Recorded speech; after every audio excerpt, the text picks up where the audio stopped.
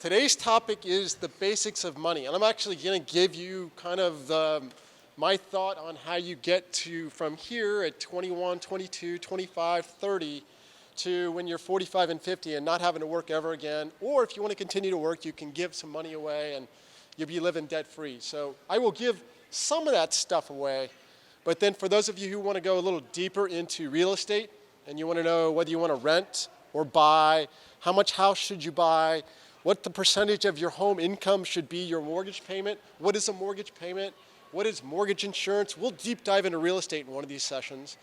For those of you who want to go a little deeper into investing, what's the stock market? What are mutual funds? What are no-load mutual funds? What are some of the different investing strategies? What if you have $10,000 and you want to buy Apple stock? What if you want to do the dogs of the Dow? What if you want to invest in dividend reinvestment plans? So we'll get real deep into, we'll spend a whole evening on, let's talk mutual funds, let's talk investing, let's talk stocks.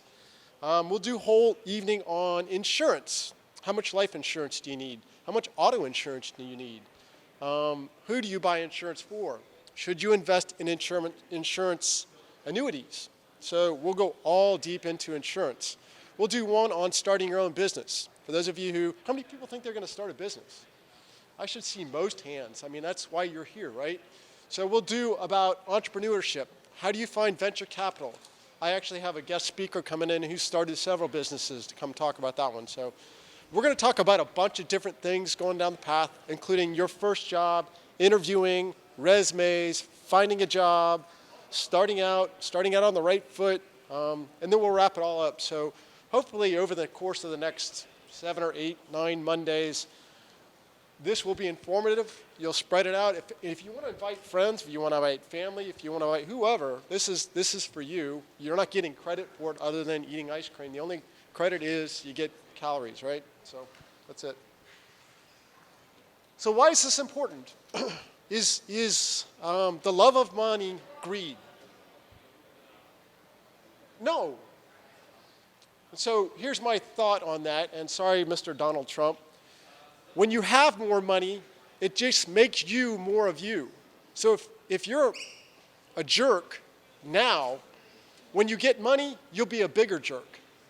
But if you have a good heart and you're a good person and you get more money, you will still be that good person. But the reason I think your money management is so critically important, to me, money means time, right? When you are 45 years old, and you have enough money that you can decide what you want to do with your life, that's what it's all about. If you don't have money, you have to work for money. Money is your slave, or your master, your money's slave.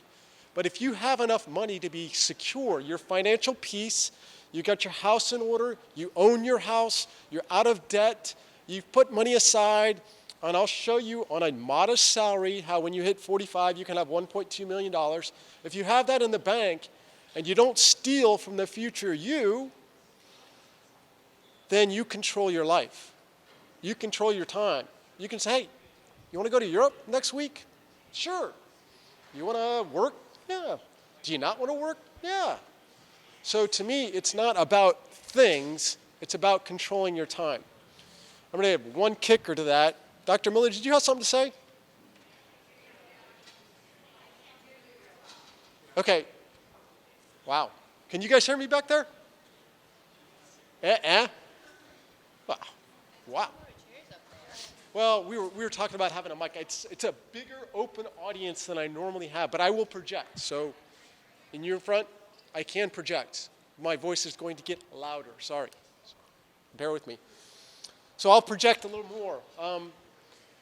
The other thing I'm going to say, and this comes from the bottom of my heart, I've lived in the Philippines, I've lived in Germany, I've traveled to 195 countries, and when I say 195 countries, that's not the airport. That is, I've explored 195 countries. When you die, you cannot hook up a U-Haul to your casket and take it with you to the grave. So for all these people who say, yeah, I'm going to get money because I want to buy that sports car, I want to buy that house, to me that's a load of crap. Because things don't make you. The car you drive does not make you. The clothes you wear does not make you. Oh, she's counting. I thought she was pointing at me. I was like, ooh, I'm in trouble. Anyway, what makes you is you, your personality, and your life experiences, which means, yes, go to the movie with your friends. Yes, you may want to cut back on your budget so you can't buy the most expensive ticket, but when your friends go to the beach, go with them. Have experiences. Don't sit around and save up money for crap. You don't take crap with you, you take life experiences. So for me, it's about travel, seeing the world, being with friends, going to their play. I don't care if it's a stupid play, but go to it because it's an experience. Experience life, get out there, don't buy things. All right, so it's not about being greedy, it's about controlling your life and having your time. All right, so first things first. I always say the bottom, in the military, we always just say bluff. Bottom line up front. I want to tell you the secret of how to be rich. Are you ready? It's really simple. The government.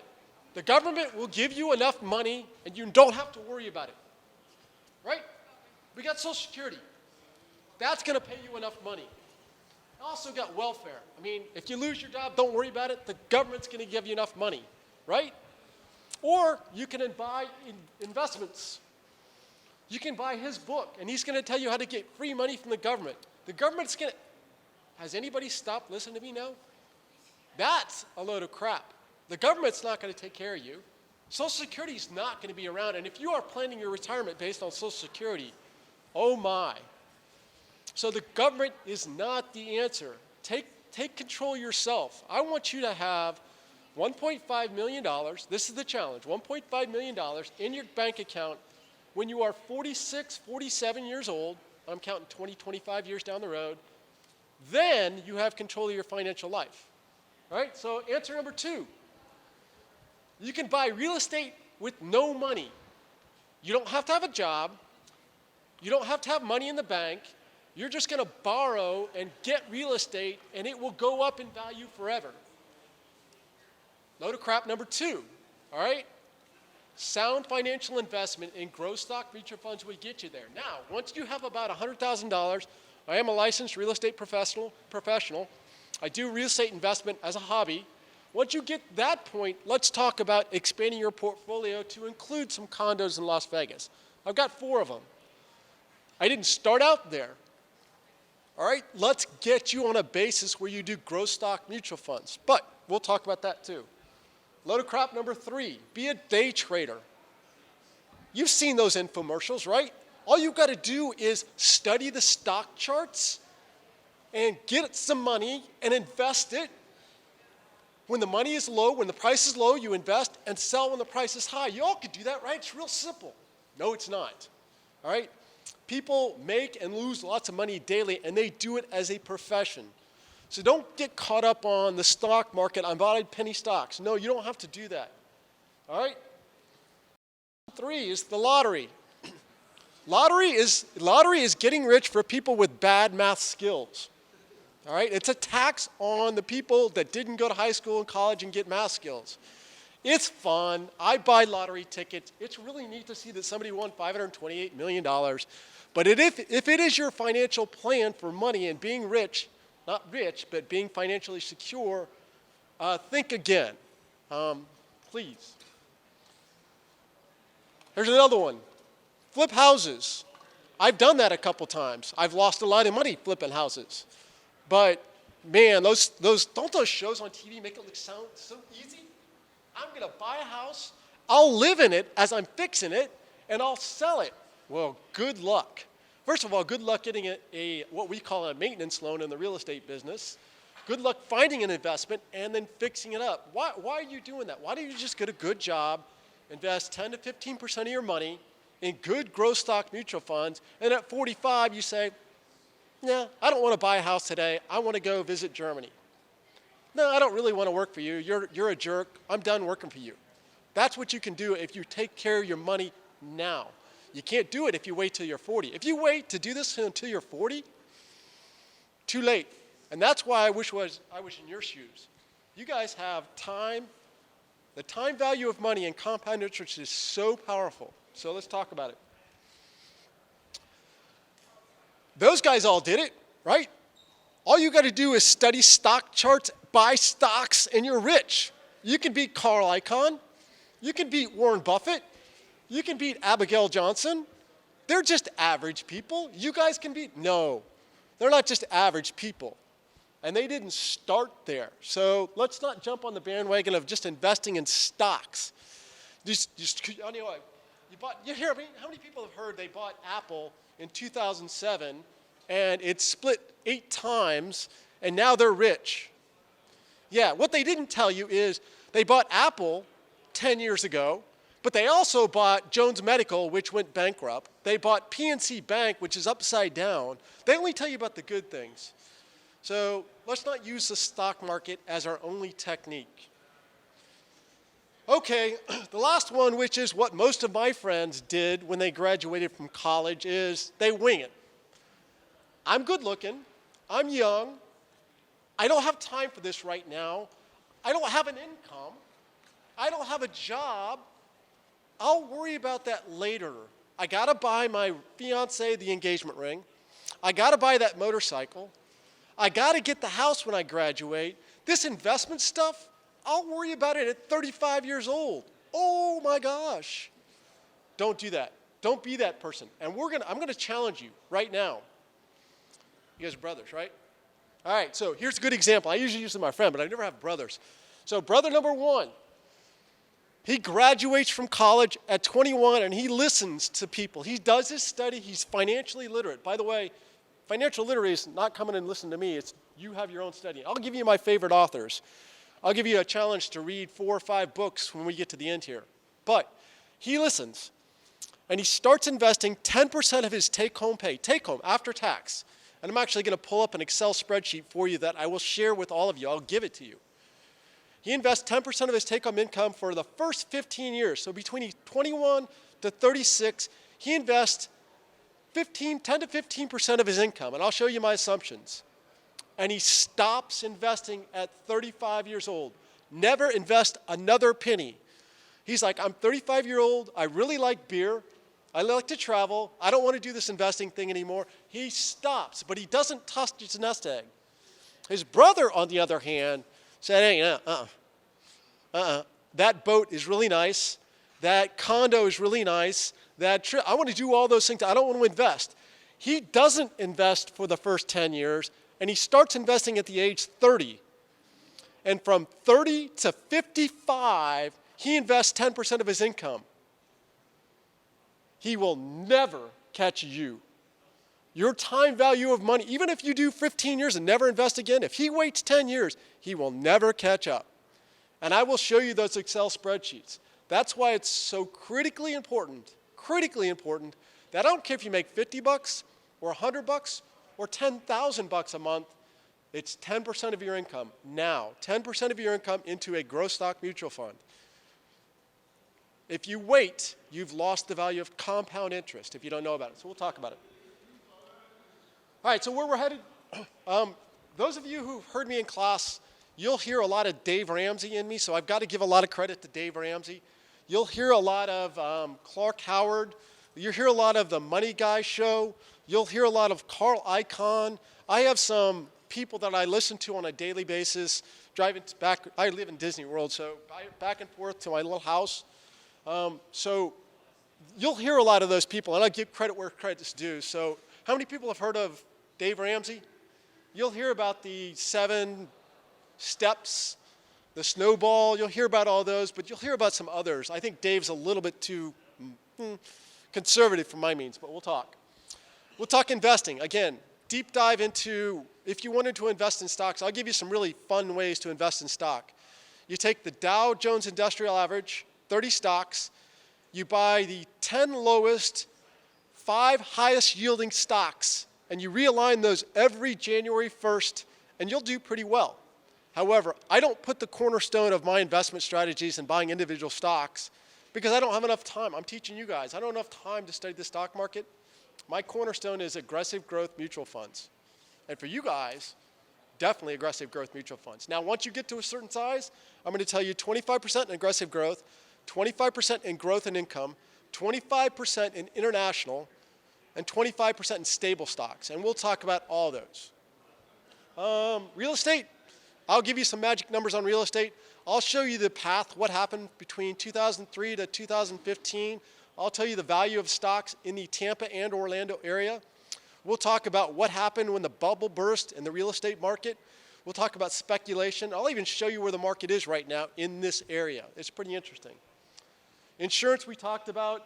Resumes and interviews, I have a guest speaker coming in to actually, if you want to bring your resumes, they will go over your resumes with you during that seminar. Your first job is extremely important. You really don't need to pay attention to your first job. You don't need to pay attention about how you dress. You can take your boss for granted. You can start rumors. You can bad talk all your fellow employees. That's a great way to get ahead. Not how you land and how fast you run in your first job is so important. We'll talk about it. Starting a business and then retiring when you're 45. We'll talk about that. Okay, some of the things you'll hear me say is your army of money. And don't get me wrong when I say your army of money. What I mean by is if you invest 10% of your income and you invest it in growth stock mutual funds, your army of money will never stop working for you. Do you go to bed at night? Do you sleep at night? Yes. Do you change jobs? But your money that you put in this growth stock mutual fund never stops working for you. And when they have little babies, income coming in, and you invest that, they become part of your army. And when you've hit the pinnacle is when your investments make more on a monthly basis than you do. So as long as you don't ruin your army of monies, which is working for you non-stop round the clock, that's what we're talking about. Don't steal from your future self. Well, you'll see that in a little bit. Buy term and invest the rest. How many people have heard buy term, the rest, the rest? When anybody ever tells you to buy a whole life insurance policy, walk the other way. Okay? Buy term insurance, invest the rest. I'll tell you what that means. Live with financial peace, and then growth, aggressive stock. You'll get that in just a little bit. The basics. Stay out of debt. Don't lend money, and don't borrow money. The best way to never get where you want to go is to borrow money. So stay out of debt. Step 2 is have an emergency reserve. So I'm going to give you a challenge right now. It's probably the first step. For college kids, I recommend $500. You need to have $500 in the bank that is liquid. Because guess what happens if you don't have $500 in the bank? Murphy's going to visit you. You all heard of Murphy's Law, right? When something can go wrong, it will. If you don't have $500 in the bank, you've just invited Murphy to stay in your dorm room. Because the minute you don't have cash reserve, something's going to happen. You're going to have to fix your car. You're going to have to fly home because your sister has something going on. Something is going to happen in your life. So have some money set aside. Where should you invest that? Probably in a money market account. I'll tell you exactly where I would invest it in day 2 on next Monday. But have an emergency reserve. After you have that emergency reserve, pay off all your debts. That's step 2. Emergency fund, and then pay off your debts. Get rid of them. And I'll use Dave Ramsey. Live like no one else, which means when your boyfriend, your girlfriend, your friends, they go out and they spend big money on all that, don't do it. Go enjoy with them, but you don't have to spend the big money. You're going to get out of debt. The next is pay yourself first, which means that you have an automatic, and I'll show you how to set up mutual funds online. It's really easy. But when I invest, I don't actually write a check. My mutual fund company, my account 15% every month without me even seeing it. And guess what? I don't even notice it. You think, I can't afford 10%. I can't. Yes, you can. If you pay yourself first, you can afford to invest 15%. And we'll get, right now it sounds like big money, but believe it or not, if the money goes away and you don't see it in your account, and that's the first thing that happens out of your bank account, and you budget your money on the remainder, you won't even notice the difference. And before you know it, you're retiring at 45. The next one, and I put that up, and yes, you can laugh, that's me at your age. That's me 25 years ago.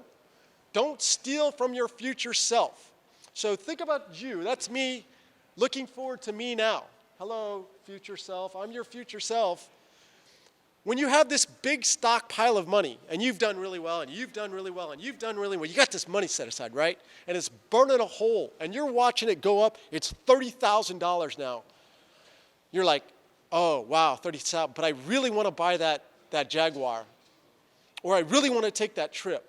Or I really want to go on that vacation. Before you dip into that money, that army of money that's working so hard for you, before you do it, think about your future self. Don't steal from him or her. Him or her wants to retire, and you just took the money so they never get to retire. Don't steal from your future self. The next is have adequate insurance. We'll talk about that later. This is really important. You all know this to be true. And this is not just financial. Hang around like-minded people. You become who you hang around with. If you hang around with people who bitch all the time, guess what you start doing? You bitch all the time. If you hang around people who are smart and like to do homework and get stuff done early, you will start doing stuff early. If you are hanging around somebody who is financially insecure and spends their money willy-nilly, you will too. And I can't emphasize enough, when you decide to get married or have a steady girlfriend or boyfriend, it's critical important that you make sure that that person is on the same page, because you don't want to fight that uphill battle. All right, and the last one is I will challenge you with invest in your financial literacy, and I'll give you what I think is really important. Okay, so the magic money, the magic formula. Here's where I get to show you the spreadsheets that you don't believe. I will actually show you the time value of money using Excel and how magic it is. All right, this is me number one. And I'll actually read off some of these numbers. This assumes, now, first of all, you guys have done, I think all colleges should base their tuition, I really do. This is my opinion, and I'm biased because I'm a computer scientist and an engineer. I think they should base their tuition they're going to charge students based on the expected salary you'll get when you graduate, which means liberal arts colleges and universities should be free, or they should pay you. I'm sorry. But if you go to a STEM school and you get computer science or engineering, electrical engineering, anybody electrical engineering? You'll be borrowing money from those guys. The guys who just raised their hand, you'll be borrowing money from them. All right? You should, first of all, pick a career or pick a study, a major that will generate good income as a career. And you all have. You're here, which is great. So this assumes that you start at $55,000 a year when you graduate, which in my opinion is extremely low. When you go out of a computer science degree, at least I only know computer science, you should start at 75. That's what you should target. But I'm going to say start at 55, and we'll do some assumptions. This is a 55%. You get a 4% per year pay raise, unless you're a professor. Then you get 0. No, I'm just kidding. 55%, 4% per year, which is modest. If you get a job and the boss says, we're going to pay it to 55, but we can't give you any raises, leave. You should get an annual pay raise. This also assumes no bonuses. I had a job in San Diego that was paying $175 a year with 50% bonus every Christmas. You should get a bonus. That means you help the company make money. All right? The tax bracket, I actually included taxes in here based on your income. So everybody says, yeah, but taxes eat it off. So I said, let's make it after tax. So if you make 55, your monthly salary is 45, you're going to pay $1,000 in tax. By the way, you don't know taxes yet, the tax man is coming.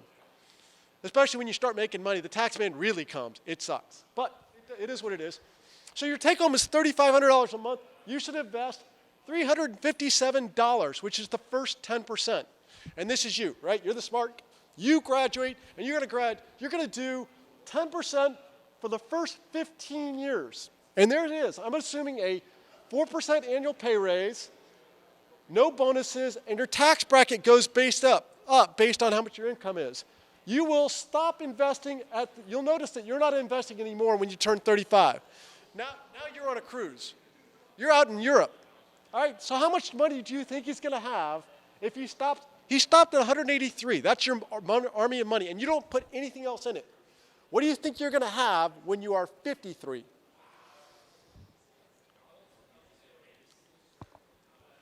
he will have just a little over $1 million. A little over $1 million, and he stopped after 15 years.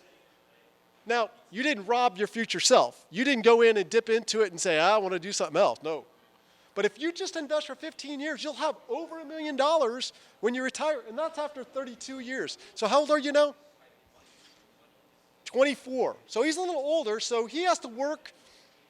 He'll retire at 55 with just a little over $1 million, only 15 years of investing. All right, so now we're going to go, I don't have time to invest for the first 10 years. I don't want to do this stuff. I'll wait till later. Let's see what cost of waiting till later is. Okay, here's me too. He says, I'm not going to invest for the first 10 years. Nah, he's stupid. I really like the Colts. I like Buffalo Wild Wings. I like beer. All that costs money. And boy, I'll tell you what, she is the best looking girlfriend I've ever had, and she is expensive. So I'm going to wait. So this is no money, first 10 years, and you start investing at the 11th year. And now you're going to invest for the next 25 years. How much money did you have? A little over $1 million, right? After 25 more years, you still haven't caught up. And guess what? You're not going to retire. That means you have to keep working. So please, don't hesitate. Don't put off the investing in your future self. It's not worth it. So let's do a couple more scenarios that I worked up. Okay, and here's me 3. Here's me 3 where not only are you not good enough, you're saying, okay, if that's good enough, I'm going to keep investing until I retire. If you keep investing 10% until you retire, your nest egg at the end, 35 years, and you graduated at 21, so at 56 years old, you'll have $1.96 million. And that's just 10% of your income. And you didn't do anything special. You didn't invest in the stock market. You didn't invest in real estate. So please, don't worry about putting off things. It's important. Okay, so where to start? We're going to go back to where to start. And I'm going to talk a little bit about specifics. And then I'm going to take some questions because we've got 10, 15 minutes left. I want to get you some meat for today. And then we'll deep dive into money and investing next time. I do want to talk about 2 things that happened to money that really impacted money and investing, which is, one, we went off the gold standard in 1972. And then in 1989, good old Mr. Bush guided us away from financial stability, and then we went floating financial markets. So let's talk about those 2 things in just a second. First of all, $500 in the bank. $500 in the bank. That way, when your car needs a new heater or a new tire, you can do it. And you're not going to lose sleep. What I don't want you guys to do is to start losing sleep.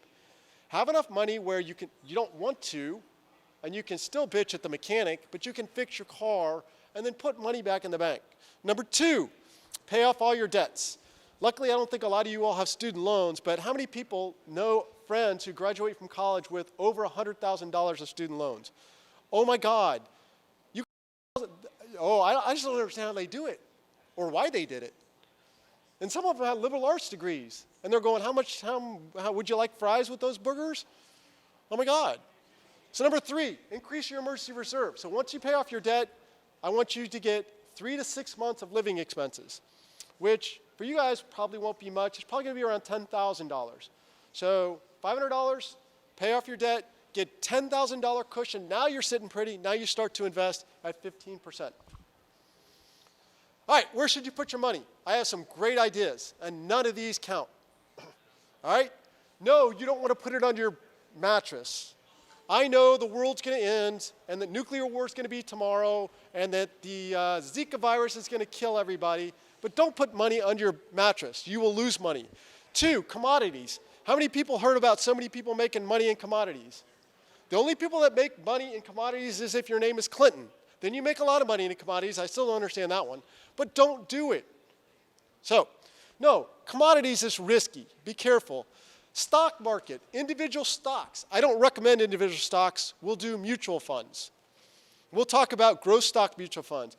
How do you open an account tomorrow? You guys can open up an account tomorrow with almost no money. I'll recommend some sites. I can't personally recommend, unless you start paying me, I can't personally recommend any individual stocks, but we'll talk about where to go to find out information. What about the piggy bank? What about savings account? What's the interest rate on your savings account right now? 0.03%. Inflation rate's at 3%. So every time you put $1 into the savings account, you just lost 2.7% of your money. What's the average return on stock market mutual funds over the last 35 years? 10%. You should get 10% on stock market. That's enough to make you rich, $1.9 million when you're 53. All right? Apple stock we talked about. I actually do own Apple stock. It's gone up and down so many times I can't believe. And it's really just plain money for me. But don't do individual stocks. And then what about high-end real estate? That sounds like a big winner. Again, it may be part of your portfolio, but don't wait till you got $100,000, then come talk to me about high-end real estate or even low-end real estate. Okay. I always said, I've been told before that you have to be lucky to get money. You know what luck is? Luck is when opportunity meets the person who can invest in that opportunity. All right? Opportunity seeks out people who take care of themselves, who are ready to invest, and who have the means. I've met so many, actually, especially in real estate, I've met so many people who said, you know, the market crashed in 2011. I just wish I had enough money to put money in it. I didn't have any money, so I could not invest in stocks in 2005. I couldn't invest money in real estate in 2011. Save for it. Have the opportunity. Be knowledgeable and have the means. If you're broke and in debt and eating ramen noodles, can you take advantage of opportunities? No. If you are beholden to your boss, can you get up and leave and say, no, I'm moving to Seattle where I know I'm going to work for Microsoft? You can't do that if you don't have the means. So be ahead. All right. So now, I'm going to end up today with my favorite authors and one of my funniest authors and his tips. First of all, read, listen, and be informed. I am not the only one informed. Why am I up here? Because I've made all the mistakes that you're about to make. I wish I could have started over. All right? So be informed. My number one favorite author is Dave Ramsey. I recommend you read pretty much anything you get from Dave Ramsey. Note that he's extremely conservative. Extremely conservative. He says, cut up all your credit cards, never have any kind of debt, stay out of debt, borrow, save, never have a car payment. By the way, car payment, don't buy a new car, buy a good quality used car, and never borrow money for a car. Why? A car depreciates in value faster than a car is not an asset. A car is a liability. So if you borrow money for a car, you just borrowed money in something that is sinking like a rock. So yeah, that flashy $32,000 car looks nice, but it's 4 wheels. I'm telling you, it's not going to get you where you think you're going to go. Status, no. So paying off your home mortgage is much better than having a BMW, in my opinion. All right, that's Dave Ramsey. Second guy, much more aggressive, Robert Kiyosaki, Rich Dad, Poor Dad.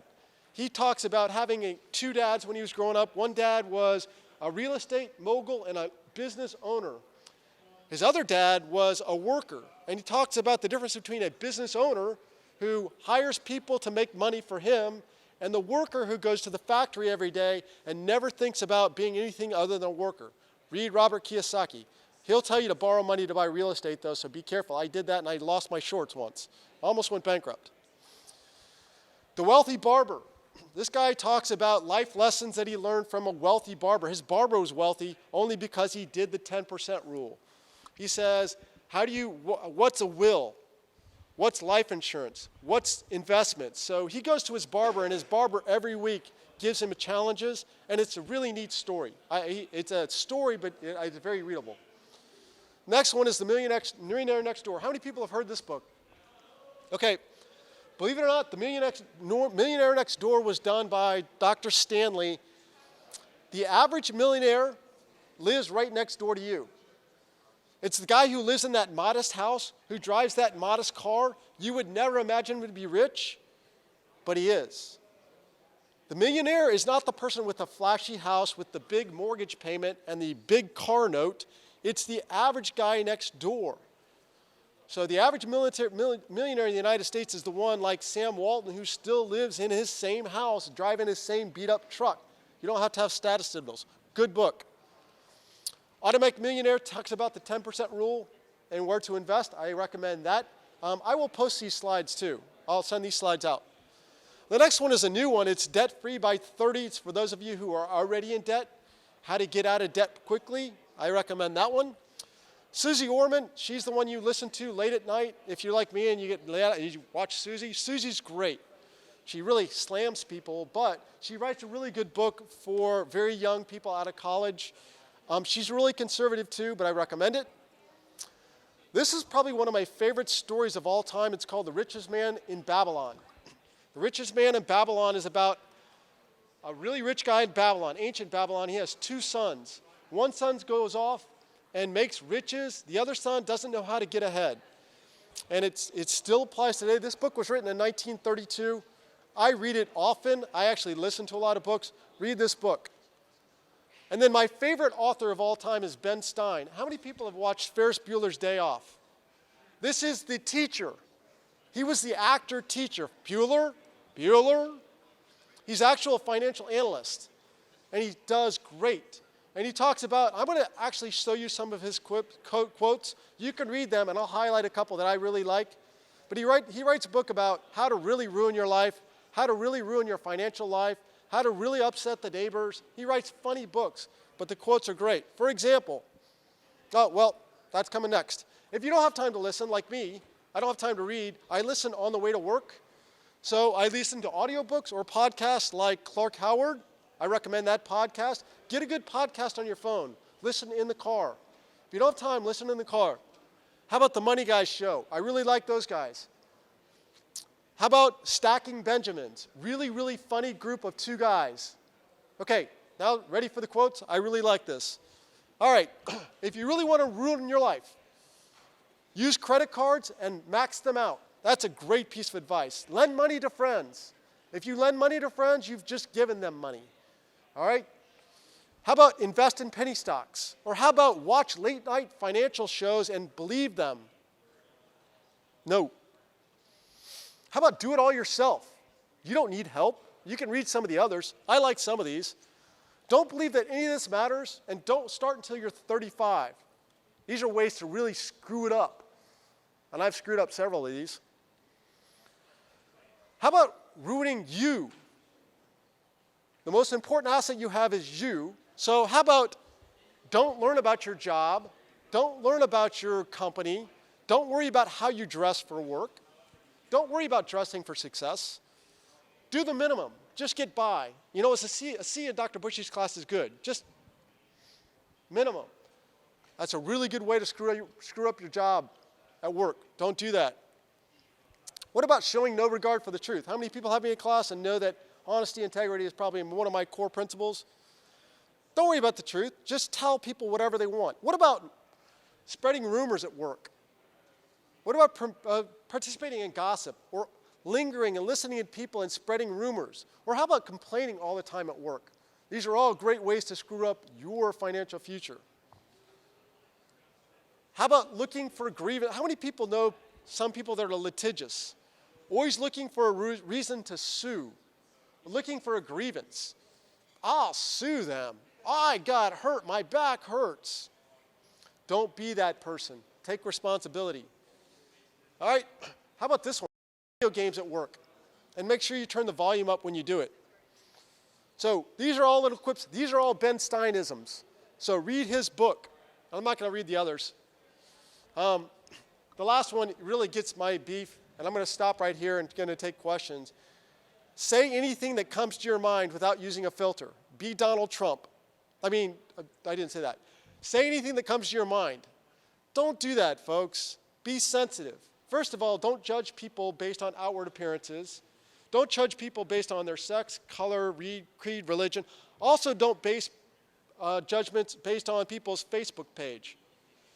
I call it fake book for a reason. Don't judge people, and also don't say things that come to your mind. Use a little bit of a filter, all right? I'm going to take some questions. So good question. We'll talk a little bit about where do you find jobs. I'm actually going to do a whole seminar on your first job, how to find jobs. But I will tell you, when I got out of the military, and if anybody wants to go to the military, you can talk to me. I'm not going to talk about that. But use resources, monster.com. Get your resume out there. Make sure your resume is brushed up. Make sure it is current. You can use a recruiter. We've got Dr. Miller can actually go into more. You want to answer that question? Where do I go to find jobs when I graduate in 6 months? What I want you all to first do is get your resume together. That resume is what is going to open up the first door for you. We're finding as we're talking with recruiters that they really want specific information on your resume. The languages that you know, the computer coding that you have experience with, any certifications, all extremely important to have on that resume. As computer professionals, it's essential that you're able to communicate. If you can tell a story, if you can hold a conversation, if you can talk non-tech in addition to tech, you're going to be hired. But you need to know where you can improve your skills and take advantage of workshops. Join the debate team. Learn how to communicate. Take advantage of everything that you have here at Poly. I know there's a lot going on with your studies, but try to work with the different people who are available to help. Your being here tonight is a really great first step. Now, Billy, you're talking about what you want to do once you graduate. So you've had an internship, you're moving on. Where do you take your first job? Does it have to be in Florida? Absolutely not. I don't know if you should go for your master's. That was more the route that I took, but then I ended up out of school with a lot of education and not a lot of experience. Looking back on it, I think I would have gone out and gotten a job for a couple years, become a little bit more seasoned so I didn't look like I was 20 years old trying to take jobs that were higher than that. I don't know, different people have different experiences, but I was 23 years old and I had 2 master's degrees and a Juris Doctorate, and I just didn't quite look the part at that point, which I think would have been better if I had waited. I will say she's spot on, get some experience, but I'm telling you, there are more jobs looking for you than you looking for jobs based on the choice you made by coming here. There are more jobs in computer security, computer engineering, computer gaming than it's at its pinnacle right now. I got people calling me saying, hey, you got anybody you would recommend? Please send us some your way. However, that gets you in the door. If you can't speak, if you can't back up your resume, if you can't converse and be part of a team, you won't keep your job. So, spot on. Other questions? Yes, ma'am. Yes, sir. All right, so you need to know what a FICO score. A FICO score is your credit worthiness. Your FICO score is how worthy are you to borrow money from a bank. I do think you need to worry about your FICO score, but don't borrow money. So, how do you get a bad credit score? Your credit score is 30% how much you paid back in history. So if you've been late on credit card payments, you missed a payment, your FICO score goes way down. If you max out your credit cards, your FICO score goes way down. What does your FICO score affect? It affects your mortgage interest rate and your insurance rates. So do I recommend getting a credit card? Maybe. But if you get a credit card, you pay off that balance every month, and your FICO score will be spot solid as long as you prove you can pay money back. Good question. Other questions? I definitely would say $500 set aside for an emergency fund, and then take the other $2,500, $3,500, $4,500 in aggressive growth stock mutual funds. And I will actually recommend, I will show you that next time. Next seminar is all about how do you open up mutual funds, what ones do I recommend. I'll show you how to open up a brokerage account with E-Trade. I'll show you my brokerage account with E-Trade. Right now all it has is Apple stock, but it's not too exciting. Other questions? Yes. So there's aggressive growth stock mutual funds. Aggressive growth stock mutual funds invest in companies, and I think it's $5 million cap, but aggressive growth stock mutual funds invest in smaller companies that are projected to grow. Growth stock mutual funds invest in your larger companies on the Dow and the S&P and the Russell for large growth. So they're investing for growth, IBMs of the world. So that's growth stock. And if you're just thinking, oh, I want to work for NASA or I want to work for SpaceX, look at the companies that serve NASA. Look at the companies that contract with the larger companies. And that's where the riches are going to be. NASA's terrific. If that's what you're aiming for, great.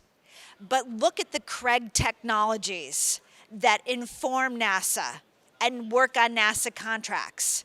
We want to look at all layers so that you can get the experience. If you can get in with a company and open some doors for yourself, meet some people who will be able to affect your career, you're going to be in better shape than just working for the big name. I got 2 questions left. I got time for 2 more questions. I'm going to capitalize on that too, and I'm going to stress Microsoft, Intel, Google, Uber, NSA, and then 3 or 4 other smaller companies are all companies that I've heard that are aggressively pursuing high-tech interns. Oh, and not to mention the government. Okay, so his question, if you didn't hear, is I own some shares in a Fortune 500 company that pays dividends, and the dividends are not much. Well, first of all, your dividends are the children. You should reinvest those dividends in shares. So reinvest dividends in shares. If you steal the money off the money you're making, then you're killing your children. Don't do that. We'll talk about that when you do investing. Should you sell the shares? Every time you sell a share or buy a share of stock, there's in each trade $9.95. I have to pay $9.95 every time I sell a stock, and there's tax implications. So generically, I probably would not sell them. I would just say, moving forward, I'm going to invest my future dollars in growth stock mutual funds. But hold on to those unless you tell me they're in Microsoft. God help you. No, I'm just kidding. I'm not a Microsoft fan. Anyway, one more question. Okay, so I've been an interviewer and an interviewee several times. There's 2 things. Well, there's several things, but first of all, remember, the minute you drive up to the parking lot, you are being interviewed.